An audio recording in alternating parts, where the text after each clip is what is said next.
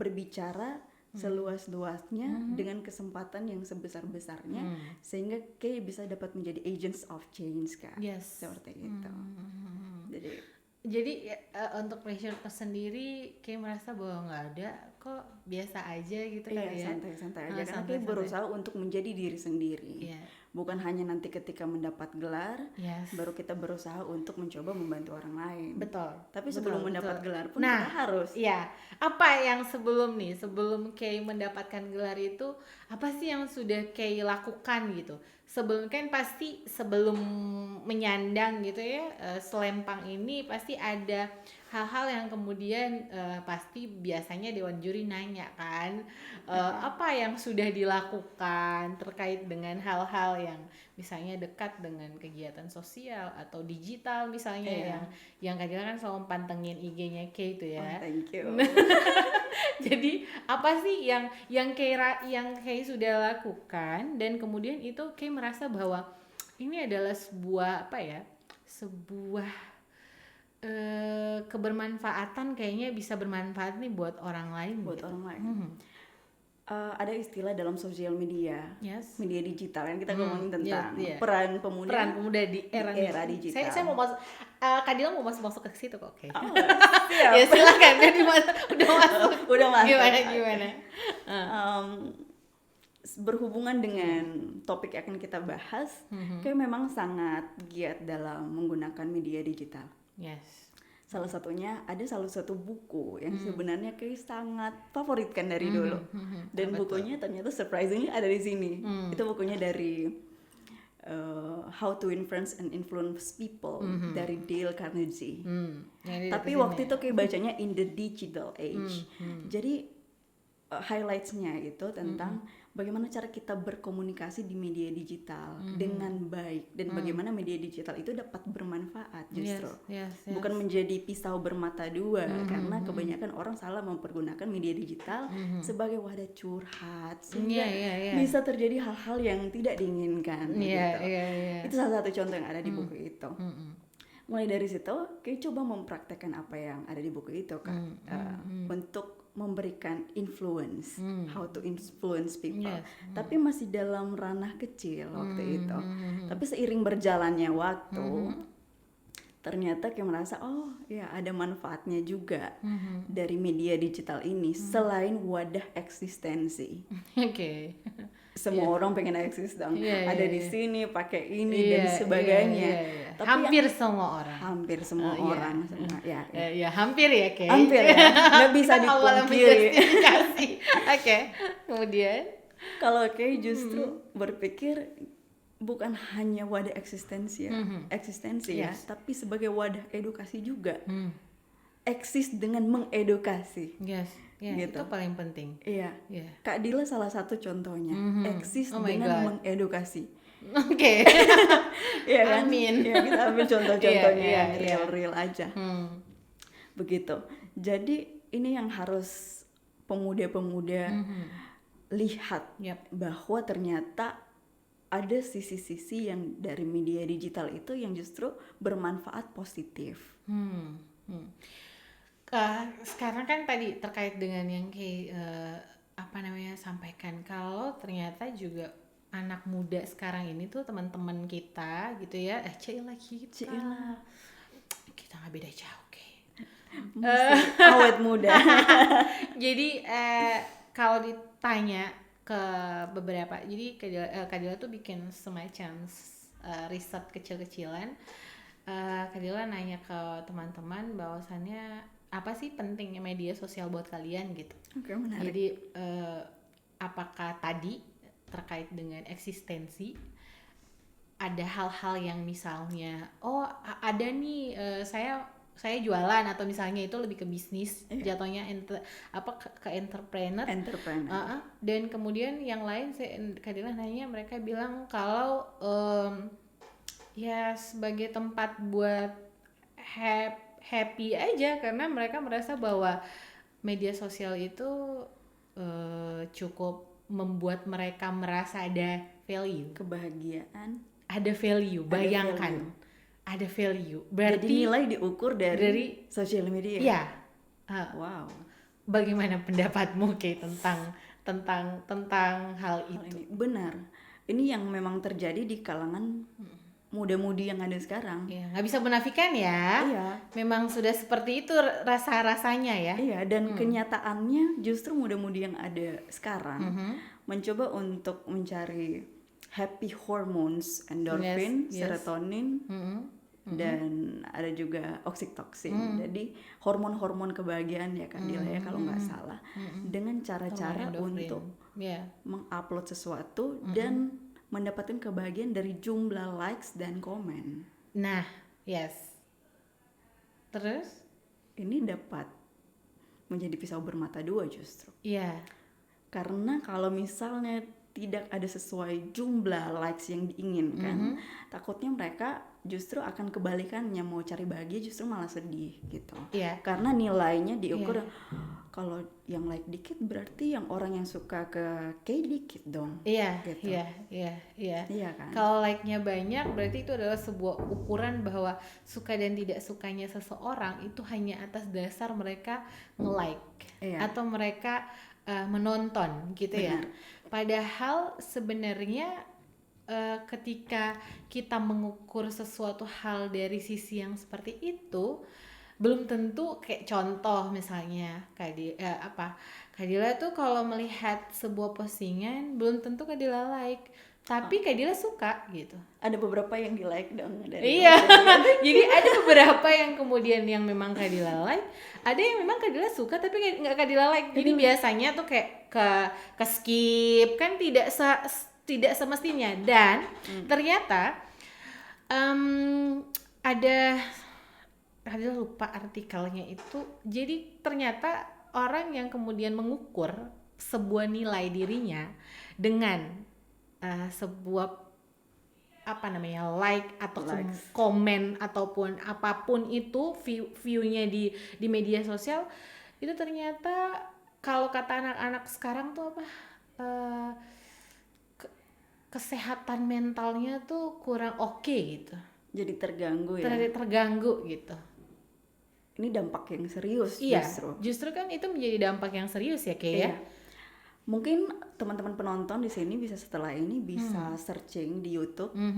Ada satu film pendek yang menarik dari Menjadi Manusia, diproduksi dari Menjadi Manusia yang ada di YouTube. Judul film pendeknya tuh 2 detik. Bagaimana 2 detik yang kita lakukan di media sosial, yang kita lakukan maupun orang lain lakukan di media sosial dapat berdampak pada psikis kita. Ya. Nice. Ya. Dan di situ dipotret orangnya jadi desperate karena sosial media. Karena ada cyberbullying. Likes-nya kurang dan sebagainya. Karena kurangnya aktualisasi diri dari sosial media yang tidak didapatkan seperti itu. Ini berdampak serius. Kalau kita berpikir bahwa media sosial adalah segalanya, padahal tidak. Kita masih punya interaksi yang seperti ini. Iya, interaksi yang secara nyata ya. Jadi kalau saya mengambil salah satu bahas quotes dari senior saya tuh, dia bilang gini, jangan sampai kita sukses di dunia maya namun kita gagal di dunia nyata. Iya kan? Bener. Jadi kita tuh sering sekali menganggap bahwa penilaian orang ke kita itu adalah sebuah hal yang sangat patut untuk kita jadi pertimbangan gitu. Jadikan sebuah kalau dia ngomong ini ke saya, dia memuji, itu adalah sebuah rasa dan nilai tersendiri yang harus dijadikan patokan sebuah kesuksesan atau sebuah harga diri yang meningkat itu yang terjadi kulihat saat ini di teman-teman pemuda gitu. Nah, kembali lagi Kay. Kalau kita ngomongin soal nilai, soal value gitu ya, kita ngomongin soal value, kita ngomongin soal kebiasaan, habitnya seseorang gitu ya, itu kan tergantung dari behaviornya. Behavior tuh maksudnya kebiasaan. Oke. Kita pakai bahasa. That's okay. Tergantung dengan habitusnya kan, kebiasaannya habitat dia tuh ibaratnya kebiasaan-kebiasaan yang selalu dia produksi, yang selalu dia lakukan. Nah, yang menarik adalah hari ini orang kemudian bertanya gitu, dengan perkembangan teknologi, dengan perkembangan dunia media sosial, teknologi, kemudian juga perkembangan cara berpikir orang yang kemudian kadang-kadang tuh kita merasa bahwa ini orang udah jauh banget, kok kita masih di sini ya gitu. Pernah nggak mengalami hal itu gitu, ketika orang sudah yang kayak di circlemu ya, kayak oh ini teman-temanku udah berpikir udah sampai sini, atau misalnya gini, kamu kok berpikirnya udah nyampe sini, malah kita belum nyampe situ loh gitu. Nah, berarti kan itu ada sebuah sebuah kekosongan yang terjadi di situ, dan kadang-kadang orang melihat itu sebagai sebuah status sosial. Jadi kalau orang yang senang dengan dunia baca gitu, di banyak informasi, dekat dengan buku, dia itu memiliki segudang pengetahuan bla bla bla bla bla, dan itu menjadi nilai tersendiri kan buat orang itu gitu. Nah sekarang dengan teman-teman yang misalnya halah dunia jadi canggih begini gitu, orang semua informasi bisa didapetin dari Google, nggak perlu lagi baca buku gitu. Nah itu kan jadi kejomplangan sendiri ketika kita akan menghadapi orang untuk berdiskusi. Ngerti nggak? Ketika kita diskusi, orang yang biasa membaca sama orang yang nggak biasa membaca, belum biasa membaca gitu ya, terus berupaya untuk membuat orang untuk lebih membaca. Jadi itu akan sangat terlihat gitu. Nah, maksudku di sini ketika orang itu merasa bahwa dia tidak layak untuk misalnya berteman dengan circle yang ini, dia harus berteman dengan circle yang ini. Jadi ke circle gitu. Karena saya karena Kadila tuh pernah beberapa kali menemui hal-hal yang seperti itu, yang akhirnya membuat Kadila merasa bahwa ini harus diurai. Apa mungkin karena insecure? Iya, jadi menurut Kay pernah nggak mendapatkan situasi-situasi yang seperti itu, dan apa yang kau lakukan gitu? Karena di usiamu, di kalanganmu, aku percaya dan yakin itu bahwa ada hal-hal yang seperti itu yang kemudian muncul, yang mungkin teman-teman di Sobat Literasi di rumah tuh mereka juga pernah merasakan hal itu gitu, atau jangan-jangan masih sementara merasakan. Soal circle itu ya Kak ya, memang sering sih Kak, jujur. Karena kayak selalu diasosiasikan sebagai orang yang suka membaca. Jadi kadang mungkin mereka bingkirnya dia udah banyak baca buku dengan segudang pengetahuan, nanti kalau ngomong cara nyambungnya gimana nih sama dia. Itu pernah kejadian sih Kak. Sampai pada akhirnya kayak muter otak. Gimana caranya untuk mendiskusikan sesuatu dengan cara yang sesimpel mungkin, dengan cara berbicaranya mereka, dengan yang gimana apa yang Kay sampaikan itu mereka bisa nangkep. Dan itu butuh proses. Sangat-sangat membutuhkan proses, karena kadang kan kalau kita suka baca buku kadang emang agak-agak bahasa-bahasa buku lah ya Kak ya. Tapi dari situ kayak belajar untuk ketika kita mau menyebarkan virus suka akan membaca, kita harus berusaha untuk membuat kegiatan membaca ini menarik. Ini yang selalu kayak lihat di lingkungannya kayak. Ada juga yang kayak sempat diskusikan, orang yang membaca itu diasosiasikan dengan orang yang kutu buku, uninteresting, geek or something. But standing here, I wanna tell them, tapi kalau orang yang suka membaca itu, they can be interesting dari aspek looks dan sebagainya. Itu ada salah satu platform kayak mungkin ini belum juga jadi platform besar ya seperti Literasi Sulut. Oh no. Masih berusaha. Tetapi ada satu campaign yaitu namanya Instagramnya Lookbooks. Nah Lookbooks ini kayak pengen dengan teman-teman untuk ketika kita membaca buku itu difoto. dengan outfit terbaik kita mungkin, dengan angle terbaik kita, sehingga ketika orang melihat kita membaca buku di foto, di gambar, dan kita upload di media sosial, mereka akan mengasosiasikan itu sebagai hal yang menarik justru ternyata. Oh iya, tentu. Good. Itu sebuah campaign yang luar biasa, Kay. Iya, karena memang stigma orang membaca buku dan kutu buku yang geek uninteresting itu sudah mewabah ke teman-teman.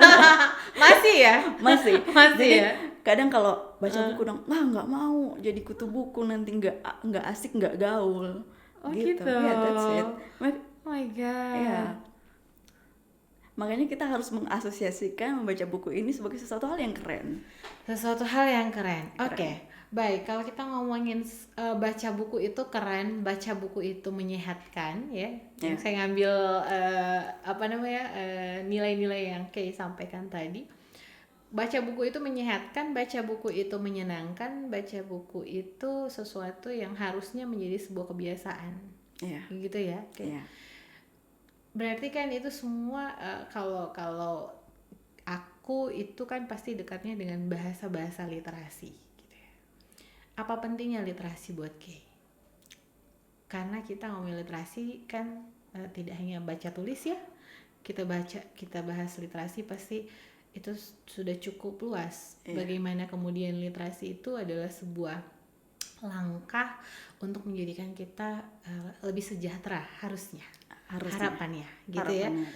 Melek, kemudian akhirnya kita bisa berdaya, dan itu adalah sebuah keterampilan gitu, life skill gitu ya, ujungnya dari sebuah literasi. Seberapa penting literasi buat Kay?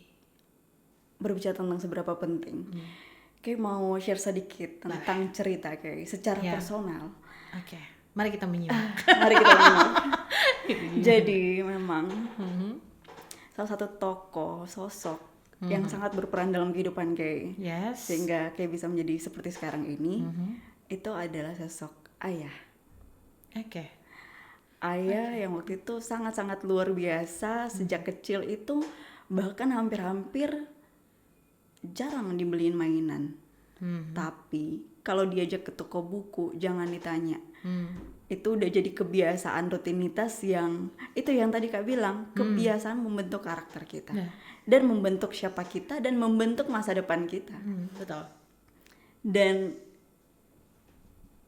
kembali lagi ke masa itu, Kesha mencoba membayangkan gimana kalau misalnya Kesha tidak terlahir di keluarga yang melek literasi, yang berpikir bahwa literasi itu penting, sama pentingnya dengan pendidikan formal, seperti itu.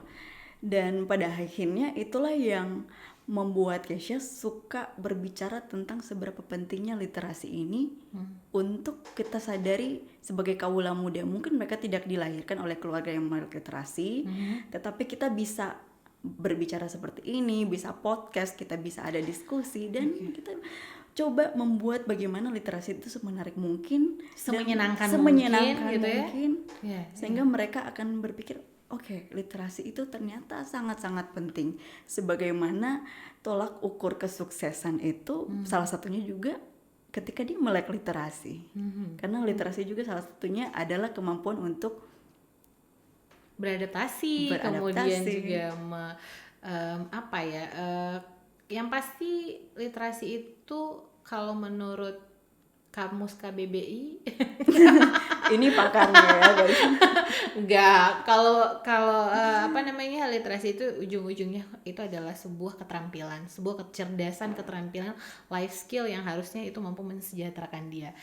Menarik Kay, Kadila menariknya di waktu Kay bilang bahwa ada sosok yang paling berpengaruh sampai kayak hari ini hadir gitu. Pasti kita tahu adalah orang tua kita, tapi tadi Kay menyebut satu sosok, yaitu ayah. Gitu. Yang selalu kalau Kay itu jarang diberikan mainan, tapi kalau sekali diberikan mainan, yang diberikan sekali diajak untuk jalan-jalan, itu jalan-jalannya ke toko buku. Aku penasaran, buku apa yang pertama kali dibelikan ayah, atau misalnya buku pertama kali yang Kay baca kemudian itu kayak deep banget, Cila, deep. Itu pertama kali baca. apa ya? Akhirnya itu buku itu berpengaruh sampai sekarang. Buku yang harusnya buku yang dibeliin ayah nih. Iya, buku yang dibeliin ayah. Atau buku yang kemudian mungkin Kay beli sendiri. Ya. Oke. Soalnya kalau buku yang dibeliin ayah itu kan masih kecil deh, kayak ensiklopedia dong. Ensiklopedia yang ada binatang-binatang, yang ada lingkungan hidup. Iya. Tapi waktu itu memang karena itu bergambar, jadi memang menarik. Di usia berapa, Kay? Di usia sedini mungkin, ketika udah bisa membaca sepertinya 5 tahun, 4-5 tahun. Iya. Di usia TK ya berarti di usia ya. TK. Bahkan sebelum TK juga udah bisa baca waktu itu. Karena orang tua dorong untuk suka kan membaca. Dan dibeliin buku, dan waktu itu memang ketika ke TK udah punya rak buku seperti ini. Ada fotonya, tapi nanti deh di posting. Nice. Jadi ada mama, papa, sama Kay. Backgroundnya buku, nice. rak buku. Jadi kayak rasa, waduh, ternyata ada foto ini. It really means a lot. Dan itu berharga sekali. Sangat-sangat berharga. Dan buku apa, Kay? Selain ensiklopedia yang merubah. Iya, yang akhirnya buku, salah satu buku yang kemudian kayak anggap even misalnya bukan ayah yang membelikan, ayah membelikan buku ensiklopedia. Kalau Kadila dulu kecil itu dijajali sama Umi sama Aba. Kadila tuh komik dan majalah Bobo. Jadi kita berlangganan majalah Bobo di rumah, gitu ya. Berlangganan majalah Bobo, dan Kadila tuh punya majalah Bobo setiap minggu tuh harus ada, karena dia kan tayangnya setiap minggu gitu, dan itu setiap minggu harus ada, kalau enggak bisa uring-uringan di rumah. Dan komik yang selalu dibelikan adalah komik Conan waktu itu. Dan Kadila paling senang ke toko buku, dan ternyata buku yang hari itu yang kemudian dibelikan oleh orang tua itu ternyata berpengaruh sampai sekarang. Itu punya dampak yang luar biasa. Itu yang mau aku gali dari kamu gitu. Buku apa yang kemudian itu merasa bahwa itu sangat berpengaruh di kehidupan kayak ingat sih sebenarnya, Kak. Kayak ingat jelas judulnya apa, dan itu buku bergambar. Waktu itu dibeliin di Mega Mall. Waktu itu masih ada toko buku di Mega Mall. Karisma. Ya, diajak ke situ. Bukunya tipis sih, Kak. Bukunya itu judulnya Esther waktu itu. Dan itu kan tokoh perempuan yang berani untuk bersuara. Tapi sepertinya kayaknya ya itu yang kayak paling ingat ayah beliin buku itu. Tapi seiring berjalannya waktu, kayak beli buku sendiri. Dan kayak rasa ada juga salah satu buku yang sangat-sangat merubah mindsetmu, cara berpikirmu. Ya. Bukunya ada di sini, dan selalu kayak ngomong itu bukunya Dale Carnegie, How to Influence People, How to Win Friends and Influence Tahun People. Berapa itu kau baca buku itu dan kemudian itu merubah? Sekitar tahun 2017 waktu kayak sekolah menengah kejuruan waktu itu. Tahun 2017 kamu sekolah kejuruan. SMA SMA. Baiklah. Waktu itu iseng aja, karena di Gramedia kan ada bestsellernya kan. Dan kayak coba lihat reviewnya, katanya bagus. Tapi kan zaman itu belum seperti sekarang yang banyak influencer, banyak selebgram. Tapi kayak udah baca buku itu, How to Win Friends and Influence People in the Digital Age. Jadi pada akhirnya ketika menggunakan sosial media, kayak sangat memfilter segala sesuatu. Apa yang dapat membentuk personal branding kita dan sebagainya. Itu yang kayak coba jaga dari dulu. Personal branding. Iya. Ngomongnya soal personal branding, Kay. Personal branding seperti apa yang Kay bentuk di diri Kay sendiri gitu. Ada aja nih pertanyaan-pertanyaan Kak Zila. Waduh, hari ini ternyata sebuah tantangan memang bagi kamu. Karena kan kita harus kayak itu kan nanti ini kan akan hadir selalu dan orang bisa melihat, ini kan juga akan dilempar ke channel YouTube. Artinya kan ini akan menjadi jejak, jadi orang bisa kemudian melihat dan kemudian mungkin menjadi role model. Oh ternyata bisa seperti ini. kayak sempat menulis itu di bio Instagram sebelum menggantinya jadi Wakil Dua Putri Bitung. Itu kayak tulis waktu itu di bio Instagram storyteller, orang yang bercerita. Dan kayak kepengen lewat sosial media itu orang melihat kayak sebagai orang yang menggaungkan narasi positif apapun itu bagi kaum muda. Tapi main poinnya adalah literasi dan media digital, karena sekarang kan zaman dengan cepat berubah. Seperti yang tadi Kak bilang, literasi itu salah satu kemampuan untuk beradaptasi. Makanya literasi digital itu penting untuk kita gaungkan, bagaimana cara menggunakan media digital itu agar dapat berdampak positif. Karena Kak jujur, di sosial media ada sebuah istilah yang namanya lingkungan kita dapat membentuk kita. Betul sekali. Dengan siapa kita bergaul membentuk diri kita. Sekarang di zaman digital, siapa yang kita follow dapat membentuk persepsi kita, bahkan membentuk karakter kita tanpa kita sadari. Karena kita terus disuguhi dengan apa yang orang itu posting setiap hari. Kalau kita posting orang yang ingin maju ke depan, yang punya mimpi, contoh kayak paling suka dengan Maudy Ayunda. Salah satu tokoh di Kejar Mimpi ya Kak ya, selain Kak Faradila Bangsa tentunya. Jauh lah. Gitu. Dan kayak melihat bahwa dia ini salah satu sosok yang dapat menginspirasi lewat media sosial. Banget. Dan bagaimana kita bisa menduplikat sosok yang seperti dia. Daripada kita berpikir bagaimana menduplikat dia, gimana kita mencoba berusaha sebaik mungkin menjadi best version of ourselves, versi terbaik diri kita. Karena meskipun kita memiliki role model, kita tidak akan menjadi sama persis seperti Maudy Ayunda tentunya. Karena beda sekolah ya, Universitas Samratulangi dan Oxford. Enggak gitu. Nah, kalau aku selalu ngomong bahwa itu adalah sebuah rasa insecure malah ketika kita harus ngomong bahwa kita punya role model ini, dan kita nggak mungkin jadi seperti dia. Yang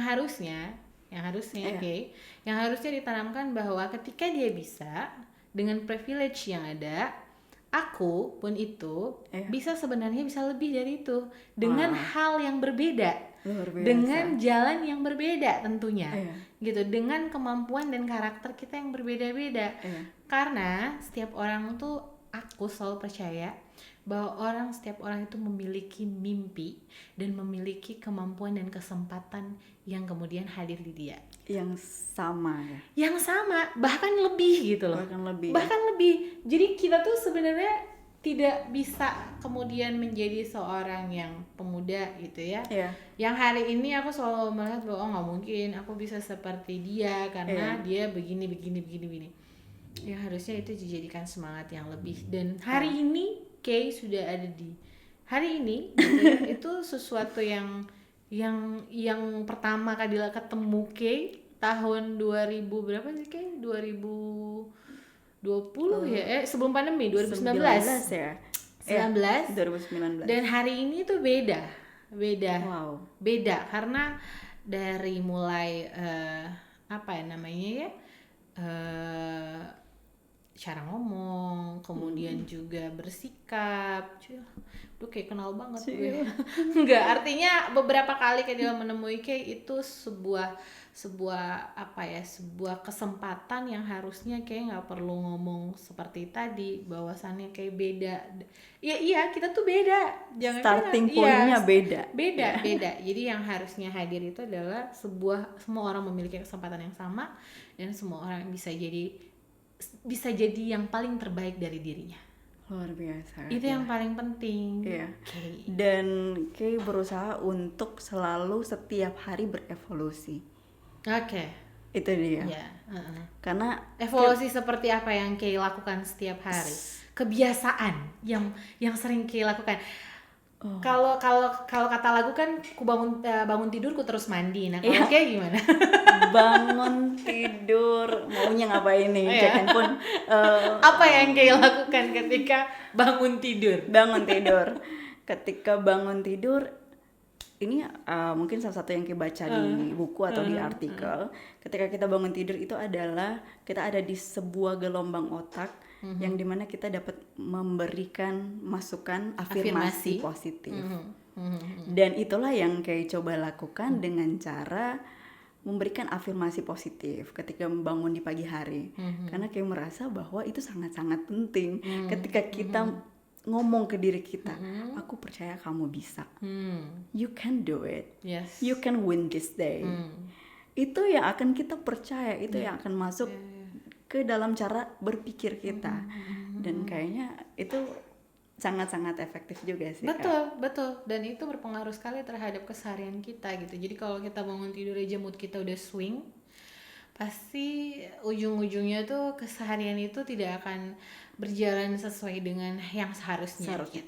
Dan dikaitkan dengan bangun tidurku terus pegang handphone, main sosmed, inilah yang jadi tantangan. Kenapa? Karena ketika kita buka sosmed, yang masuk dalam pikiran kita di pagi hari justru kok dia lebih sukses ya, baru buka sosmed, kok fotonya udah di sini, udah jalan-jalan. Pada akhirnya kita akan membentuk persepsi bahwa kita tuh kurang. Selalu merasa bahwa kurang. Padahal tidak harusnya seperti itu. Oke. Saya mau Kak Dila, udah berapa lama menjadi Putri Bitung? Sejak besok baru mau masuk 1 bulan. 1 bulan. Apa saja dalam kurun waktu 1 bulan ini yang sudah kayak rencanakan sebagai seorang Putri Bitung Wakil 2? Tentunya ketika menjadi Putri Bitung itu ditanya programnya. Apa program yang paling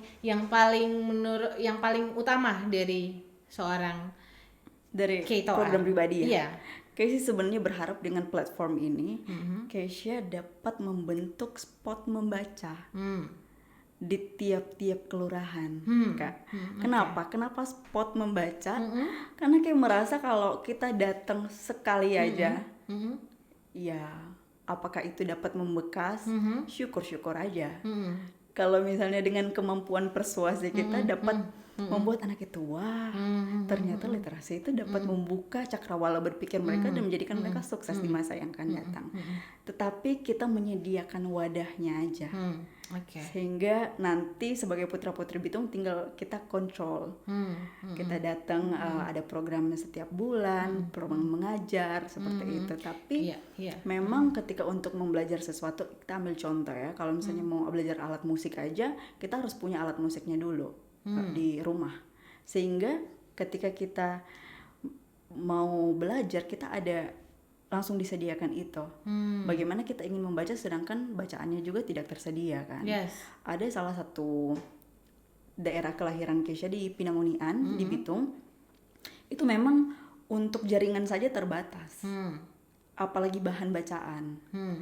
Bahan bacaan terbatas, apalagi mereka mencoba untuk menggali bahan-bahan bacaan yang ada di Google. Karena sekarang kan ada juga e-book, buku-buku digital yang bisa mereka baca, tetapi memang keterbatasan jaringan juga itu berpengaruh.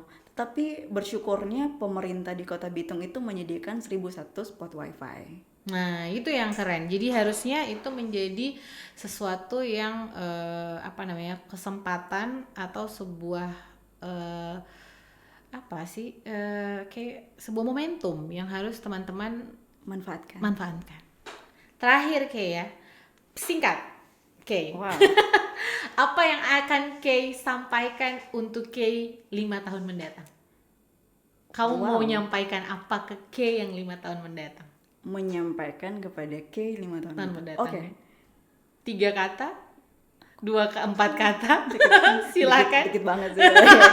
Apa yang kamu mau dan kamu akan nonton lagi ini di 5 tahun mendatang dan kamu akan lihat apa yang akan terjadi di 5 tahun mendatang itu. Apa yang kamu mau sampaikan ke ini Kay? Personal ya Kak ya. Kay, terima kasih karena sudah percaya kepada dirimu dan kepada mimpi-mimpimu dan berusaha untuk terus maju. Meskipun ada saja halangan yang ada. Tetapi in the end of the day, kamu sudah berusaha sebaik-baiknya dan saya berterima kasih untuk itu. Apa yang kamu mau capai di 5 tahun mendatang? Di 5 tahun ke depan, tentunya, waduh, apakah harus di-spill sekarang? Ya udah, nanti kita 5 tahun mendatang lagi. Tapi oke, 5 tahun ke depan kayak pengen bersama-sama dengan Kak Ferdia juga. Oke. Kita tetap eksis. Amin. Untuk menyuarakan pentingnya literasi, menggaungkan literasi, sehingga ada lebih banyak kaula-kaula muda yang akan bersama-sama dengan kita, dan juga akan ada lebih banyak platform-platform seperti literasi Sulawesi Utara. Amin. Itu harapannya. Sesuai dengan tema kita hari ini, bahwa pemuda menantang bagaimana cara dia untuk tetap eksis atau tetap berinovasi di perkembangan teknologi yang sudah sampai sejauh ini. Oke, thank you Sobat Literasi, teman bicara kita hari ini. Thank you so much, Kezia. Thank you, Adila. It's such an honor. Yes, sukses terus. Mudah-mudahan ini selalu membawa kebermanfaat yang panjang, dan terima kasih teman-teman yang sudah menonton hari ini. Jangan lupa subscribe channel YouTube kita Literasi Sulut Official, dan juga ada websitenya, nanti akan di dalamnya ada perpustakaan digitalnya juga. Mudah-mudahan nanti segera rampung gitu ya, tapi jangan lupa subscribe, like, and comment. Oke, terima kasih, salam literasi, sampai jumpa. Thank you, Kay. Thank you, Kak Dila. Oh my god, ada nervous-nervousnya dikit.